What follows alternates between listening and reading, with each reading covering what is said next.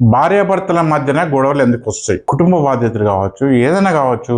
ఈ పైకి చెప్పే కారణాలు ఏవైనా గానీ దానికి అంతర్గత కారణాలు 4-5 ఉంటాయి. అందులో ఫస్ట్ వాళ్ళ పేరు అనేది 6-8 భావాల్లో పడతాయి. ఇప్పుడు రాశి నక్షత్రం ఏదైనా గానీ వ్యవహారిక నామం అనేది 6-8 భావాల్లో పడితే వాళ్ళకు గొడవలు అవుతాయి. అలాగే వాళ్ళ డేట్ ఆఫ్ బర్త్ లో కూడా ఆ డేట్ ఆఫ్ బర్త్ నెంబర్ గానీ ఆ డెస్ట్ నెంబర్ గానీ అది 8 నెంబర్స్ అంటే శత్రు సంఖ్యలు అయితే కూడా అయితే కూడా వాళ్ళిద్దరికి పడదు. ఉదాహరణకి 3కు 7కు పడదు, 2కు 9కి పడదు, 4కు 9కి పడదు. ఇలాంటి ఈ నెంబర్లు కూడా బర్త్ నెంబర్లు కూడా వాళ్ళకు పడకుండా గొడవలు అవుతుంటాయి.